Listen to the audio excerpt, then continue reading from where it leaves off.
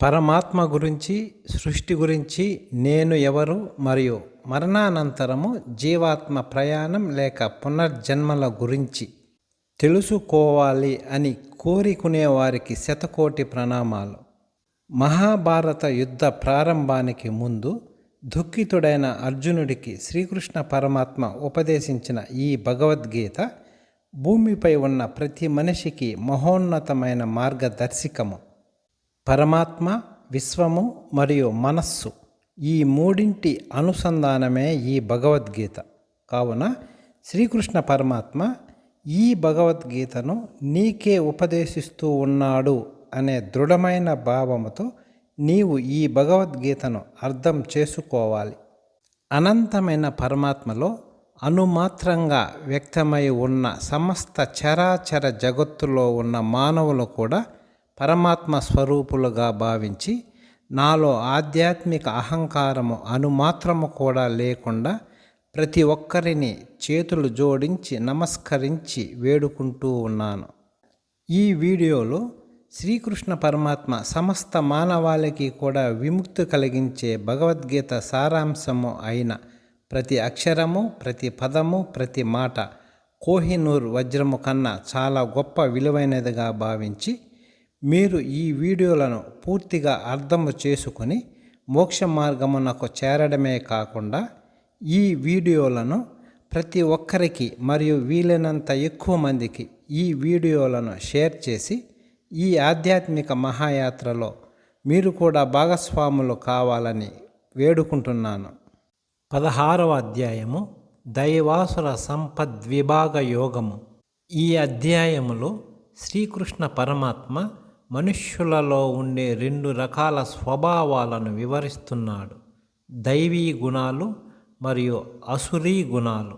శ్రీ భగవానుడు పలికెను, దైవీ సంపద కలవాని లక్షణములు ఇవిగో: నిర్భయత్వము, కల్మషము లేని మనస్సు, ఆధ్యాత్మిక జ్ఞానములో దృఢ సంకల్పము, దానము, ఇంద్రియ నిగ్రహము, యజ్ఞములను చేయుట, పవిత్ర గ్రంథ పఠనం, తపస్సు మరియు కపటము లేకుండుట, అహింస, సత్యమును ప్రామాణికంగా తీసుకోవడం, క్రోధము లేకుండుట, త్యాగము, శాంతి, ఇతరుల దోషములు వెతకకుండా ఉండుట, సర్వ ప్రాణుల పట్ల దయ, దురాశ లేకుండుట, సౌమ్యత, అణకువ, నిశ్చలత్వము, బలము, క్షమాగుణము, మనస్థైర్యము, పరిశుభ్రత కలిగి ఉండి ఎవరి పట్ల శత్రుత్వము లేకుండుట మరియు దురభిమానము లేకుండుట, ఇవన్నీ దైవీ గుణములుగా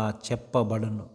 దంభము, దురహంకారము, గర్వము, క్రోధము, మొరటుతనము మరియు అజ్ఞానము అనేవి రాక్షస స్వభావము కలవారి గుణములు. దైవీ గుణములు మోక్షము దిశగా తీసుకువెళతాయి. అసురీ గుణములు బంధనములలో చిక్కుకుపోయి ఉండటానికి కారణమవుతాయి. దైవీ గుణములతో జన్మించిన వారు శోకింపనవసరం లేదు. అసురీ గుణములు కలవారు ఏది మంచి నడవడిక మరియు ఏది చెడు నడవడిక అని అర్థం చేసుకోరు. అందుకే వారు పవిత్రత కానీ, సత్ప్రవర్తన కానీ లేదా కనీసము సత్యము మీద ఉండటము కానీ కలిగి ఉండరు. అసురీ గుణము కలిగిన వారు ఇలా అంటారు: ఈ జగత్తులో పరమ సత్యము అనేది ఏదీ లేదు, ఏ రకమైన ఆధారము లేదు, భగవంతుడు అనేవాడు ఎవరూ లేడు, ఇదంతా స్త్రీ పురుష సంయోగము వలననే ఉద్భవించినది మరియు లైంగిక తృప్తి కంటే వేరే ఏమీ ఇతర ప్రయోజనం లేదు అని. ఇటువంటి దృక్పథముతో గట్టిగా ఉండి తప్పుదోవ పట్టిన ఈ జీవులు అల్పబుద్ధితో మరియు క్రూర కార్యములతో ప్రపంచానికి శత్రువులుగా మారి ప్రపంచ విధ్వంసం చేయ భయపెడతారు. తృప్తిపరచలేని కామముతో ఉంటూ డంబము, దురభిమానము మరియు గర్వముతో నిండిపోయి ఈ అసురీ లక్షణములు కలవారు తప్పుడు సిద్ధాంతములను పట్టుకొని ఉంటారు. ఈ విధంగా మోహితులై వారు తాత్కాలికమైన వాటికి ఆకర్షితమై అపవిత్ర సంకల్పముతో ప్రవర్తిస్తారు. ఇటువంటి అసుర ప్రవృత్తి కలవారు అంతులేని చింతలు ఆందోళనలతో సతమతమైపోతుంటారు. అవి చివరికి మరణంతోనే ముగుస్తాయి. అయినా సరే వాంఛల సంతుష్టి మరియు ఆస్తి కూడగట్టుకోవటమే జీవిత పరమావధి అని నిశ్చయముగా ఉంటారు. వందల కోరికలచే కట్టివేయబడి కామ క్రోధములచే ఆవరించబడి వారు అన్యాయ పద్ధతులలో సంపదను ప్రోగు చేయటానికి శ్రమిస్తారు. ఇదంతా వారి ఇంద్రియ సుఖాల కోసమే.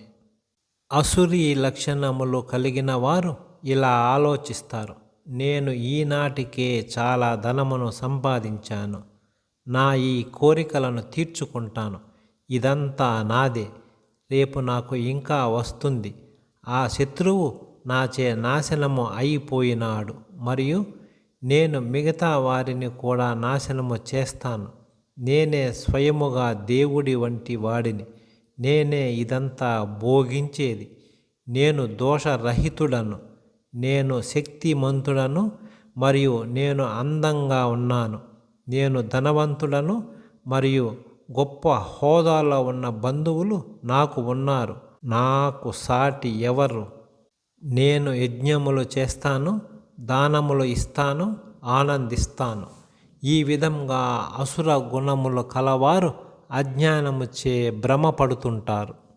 ఇటువంటి ఊహలు తలంపులతో తప్పుదారి పట్టి చిత్తభ్రాంతి వలలో చిక్కుకుపోయి ఇంద్రియ సుఖాల తృప్తికి బానిసైపోయి వారు అధోనరకాలకు పతనమైపోతారు. ఇటువంటి దురహంకారముతో మరియు మొండి పట్టుదల గల మనుషులు తమ ధనము మరియు సంపదచే గర్వము అహంకారముతో నిండి శాస్త్ర నియమముల పట్ల ఏ మాత్రము గౌరవము లేకుండా నామమాత్రముగా ఆడంబరముగా యజ్ఞములు చేస్తారు. అహంకారము, బలము, గర్వము, కామము మరియు కోపముచే కళ్ళు మూసుకుపోయి బుద్ధి మాంద్యము చెంది ఈ అసురీ ప్రవృత్తి కలవారు తమ దేహములో మరియు ఇతరుల దేహములో కూడా ఉన్న నన్ను దుర్భాషలాడుతూ ద్వేషిస్తూ ఉంటారు. క్రూరులు, ద్వేషపూరిత స్వభావము కలవారు, అధములు, నీచ నరులను నేను భౌతిక జగత్తు యొక్క పునర్జన్మ చక్రములో పదే పదే అటువంటి అసురీ స్వభావము కలవారి గర్భములోనే జన్మిస్తుండే విధముగా చేస్తాను. ఇటువంటి మూర్ఖపు జనులు మరలా అసురీ గర్భములోనే జన్మిస్తుంటారు. నన్ను చేరుకోలేక అత్యంత నీచ స్థాయి జీవనంలోకి క్రమేపీ పడిపోతారు. జీవిత వినాశనానికి మరియు జీవాత్మ వినాశనానికి దారితీసే నరకద్వారములు 3 ఉన్నాయి: కామము, క్రోధము మరియు లోభము. కాబట్టి అందరూ వీటిని విడిచిపెట్టాలి. అజ్ఞానపు అంధకారము దిశగా ఉన్న ఈ 3 ద్వారముల నుండి విముక్తి పొందినవారు ఆత్మ శ్రేయస్సుకై పరిశ్రమిస్తారు. తద్వారా వారు పరమ లక్ష్యమును పొందుతారు. ఎవరైతే శాస్త్రములో చెప్పబడిన ఆదేశములను కాదని కామ ప్రేరితులై ప్రవర్తిస్తారో వారు పరిపూర్ణమైన ఆధ్యాత్మిక జ్ఞాన మార్గములో పయనించలేరు. సుఖాన్ని కానీ చివరికి జీవిత పరమ లక్ష్యమును కానీ సాధించలేరు. కావున ఏది చేయాలి, ఏది చేయకూడదు అన్న విషయములో శాస్త్రములనే ప్రమాణముగా తీసుకునుము.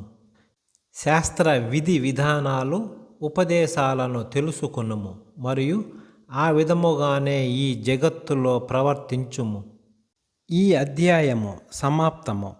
తదుపరి భగవద్గీత అధ్యాయము కొరకు తప్పకుండా సబ్స్క్రైబ్ చేసుకోగలరు.